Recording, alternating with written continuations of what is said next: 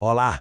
Hoje a gente vai mergulhar fundo na facilitação neuromuscular proprioceptiva, mais conhecida como PNF. Vamos entender isso não só como uma técnica, mas como uma verdadeira filosofia de tratamento, uma forma de despertar o potencial de movimento que, acredite, existe em cada paciente.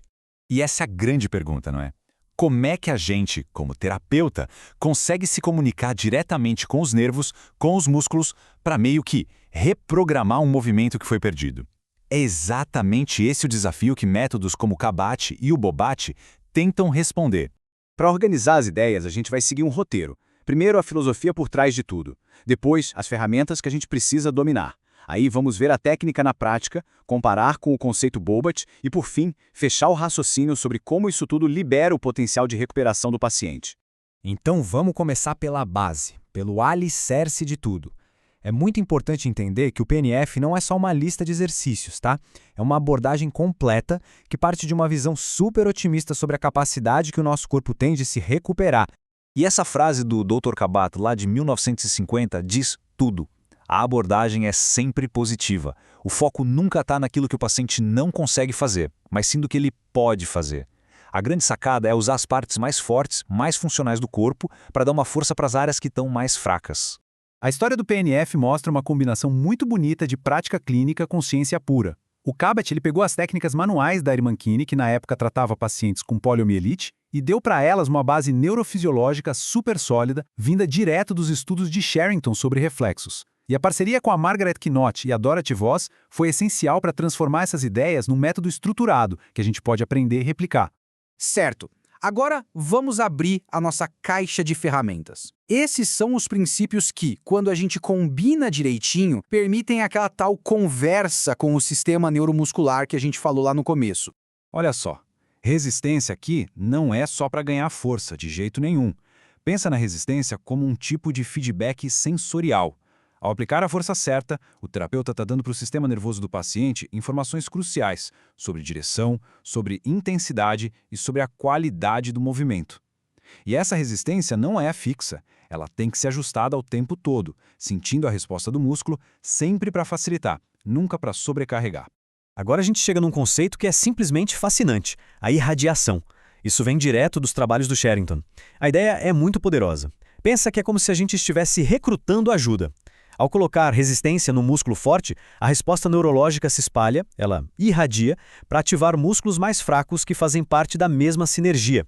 É o que a gente chama de tratamento indireto em ação, uma ferramenta valiosíssima para pacientes com sequelas de AVC ou lesão medular, por exemplo. O contato manual é a nossa principal forma de comunicação tátil. As mãos do terapeuta não estão ali só para aplicar resistência. Elas guiam, elas corrigem, dão segurança. O lugar exato onde a gente posiciona a mão informa o paciente para onde o movimento tem que ir, estimulando os músculos certos na hora certa. E para esse contato ser eficaz e principalmente confortável, a gente usa a pega lombrical. Ela é o padrão ouro. Por quê? Porque ela permite que a mão do terapeuta se molde perfeitamente à superfície do corpo do paciente. Com ela, a gente controla o movimento em todos os 3 planos, o espiral e o diagonal, sem apertar, sem causar dor. É uma habilidade técnica que faz uma diferença brutal na qualidade da terapia. Mas a nossa comunicação não é só com as mãos, né? O comando verbal é igualmente importante e tem que ser sincronizado. Ele tem 3 partes bem definidas. A preparação, que prepara a mente do paciente, a ação, que é o gatilho para o esforço, e a correção, que vai ajustando o movimento em tempo real.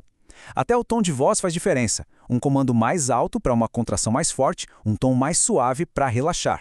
Muito bem, a gente já viu a filosofia, já abriu a caixa de ferramentas, agora vamos juntar tudo isso, vamos ver como esses princípios se aplicam num padrão de movimento real, funcional, como se a gente estivesse aqui num laboratório treinando. Esse aqui é um padrão funcional clássico que simula o movimento de levar a mão até o ombro do outro lado, por exemplo. Repara como tudo se conecta. O posicionamento das mãos com a pega lombrical, o comando verbal super claro e na hora certa, e a aplicação de resistência para guiar esse movimento que é ao mesmo tempo diagonal e em espiral. É isso que ativa toda a cadeia muscular de forma sinérgica. Tá, mas se o paciente nem consegue começar o movimento, o que a gente faz? Para isso, existem técnicas como a iniciação rítmica. Ela é ótima para pacientes com rigidez, como no caso da doença de Parkinson.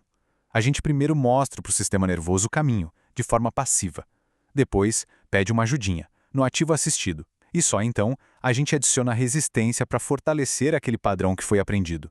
É como se a gente estivesse ensinando, ou melhor, relembrando o cérebro de como se inicia uma ação.